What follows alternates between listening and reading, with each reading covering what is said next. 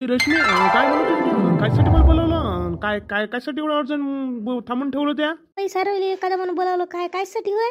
नाही बाबा, जरास हायपर होऊ नका आज गोष्ट ऐकल्यावर. आणि निर्णय घेताना चांगला निर्णय घ्या बाबा तुम्ही. मी तेच सांगासाठी तुम्हाला बोलावलं. कोणता निर्णय राहिला बा? आता सगळं व्यवस्थित आहे ना? खायचा निर्णय राहिला तुया? तो निर्णय मला नाही घ्यायचा आहे, तुम्हालाच घ्यायचा आहे, म्हणून मी सांगून राहिली. पण जो घ्याल तो मी म्हणून तोच घ्या तुम्ही. अरे आताच बांधून घेऊन राहिली तू हा? बाबा तसा विषयच तसा आहे. मला विहानजीनं फोन करून सांगितलं, त्यांचा जो लहान भाऊ आहे ना चिंटू, त्याचं जरासं म्हणजे कोर्ट मॅरेज झाला. त्या मुलीचे बाबा म्हणते का आताच लवकर लग्न करा. तर म्हणून त्यांनी मला फोन केला, तुझ्या आईबाबांना खरं खरं ते सांगून दे बा. म्हणून त्यांनी फोन केला. मी सांगू शकत नाही म्हणे, तूच सांग म्हणे ना, मग तुझ्या आईबाबाचा निर्णय सांग म्हणे. मी त्यांना डायरेक्टच म्हटलं नाही बा, मी तुमच्यासोबत आहे म्हटलं, माझा निर्णय तुमच्यासोबत आहे म्हटलं, काय घेऊ म्हटलं. असा तू निर्णय देऊन दिला? माझा निर्णय घ्यायच्या अगोदर नाही नाही असं कसं जमणार आहे?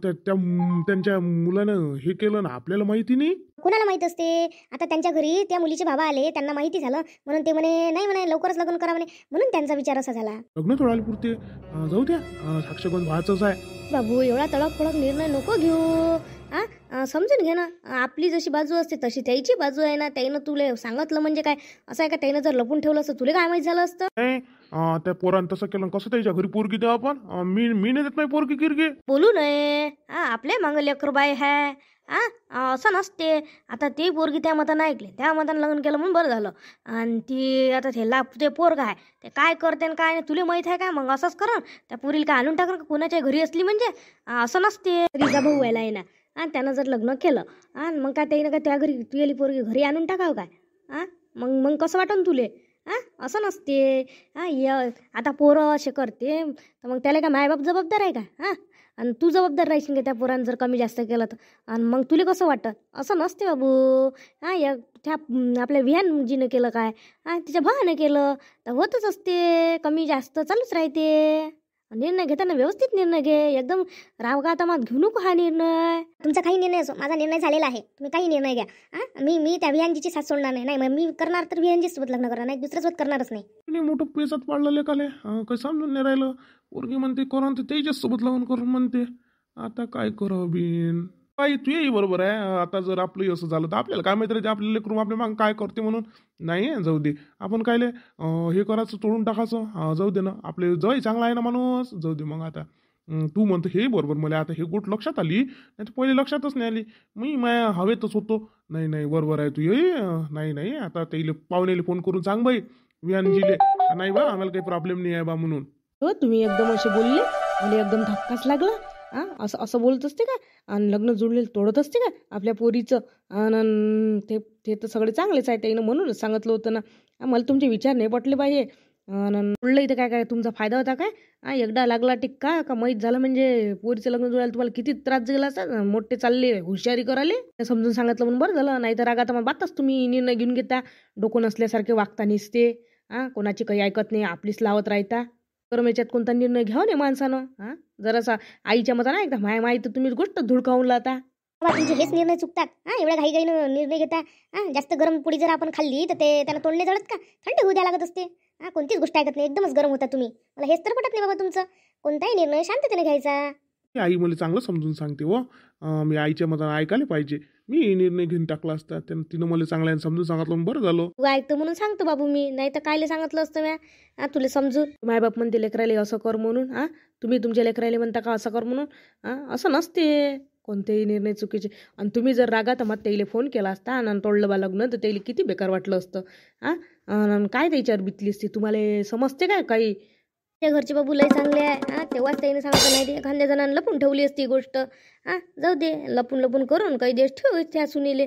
नाही माहीत केलं त्यानं, तुझ्या रिस्पेक्ट केला म्हणून तुला पहिले केलं सांगितलं. असं असते बाबू. चांगल्याची पारख माणसाला असलीच पाहिजे. चांगल्याचं चांगलंच होते. चांगले लोक आहे म्हटलं बाबू, चांगले लोक भेटायला नशीब लागते म्हटलं या काळात. बाई चांगली आहे. मला माय जरासं गरम झालं म्हणजे तसंच होते. नाही तर मी मी मी काही तसं आहे नाही. माझ्या डोकं जरासं चालत नाही मग गरम झालं म्हणजे. मी तुम्हाला गरम होत नका, जो गरम होत ना, आणि कोणत्या गोष्टीवर नुसते गरम होता, हे सवय चांगली नाही तुमची. प्रयत्न करतो मी गरम नाही व्हायचं, पण माझा स्वभाव गरम आहे ना, त्याच्यानं ते तसंच होते. गया बेटी मैं तेरी सेटिंग लगा दी है. इस बात की सेटिंग पापा जी वो पगली तेरी शादी की सेटिंग लगा के अच्छे घर का लड़का पटाया तूने, मुझे भी बहुत अच्छा लगा, इसलिए तो मैंने तुमको ये प्लान बताया कि उसको बुला और रंगे हाथ में पकड़ लूंगा। और ऐसा कैसा मानता नहीं तेरे को, तू भी शामिल थी इसलिए ये शादी हो रही है ना। पापा जी मैं कितने दिन से उसको बोल रही थी कि मैं चल मुझे लेके तेरे घर, मुझे जाना है, तो मानता ही नहीं था, शादी नहीं करूंगा करूंगा नहीं ऐसा करता था। इसलिए मैंने तुमको ये प्लान बताया ना, ऐसा करा तुमने मुझे लिए तो ये प्लान करना पड़ा।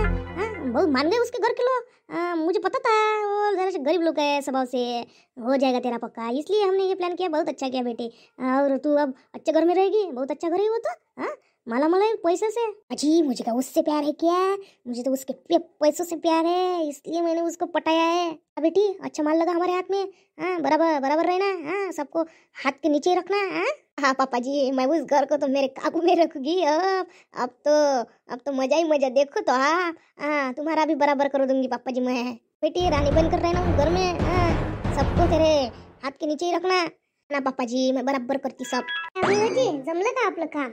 ऐसे कैसे जमता नहीं, अपन अपना नाम है मतलब अपन के काम तो रह गया, अपन अपना काम तो हम जमा के रहते हैं। हमारे लड़के से शादी कर बोले, हमारे बदनामी हो रही बोल रहे। मैंने उसको बोल दिया, उसका जरा से बेटी मैं तुझे अभी समझा के रखती हूँ, अच्छे रहना पहले पहले, तेरी सास को, तेरी आजी सास को अच्छे से काबू में कर लेना तेरे, आगे करना, उनको वश में कर लेना तेरे ना। करती ना मैं बराबर, तुम काय को टेंशन लेती, सबको मेरे में रखती मैं, पहले पहले अच्छे रहना पड़ेगा ना, सबके मन जितना ही पड़ेगा ना मुझको तो दिखाऊंगा।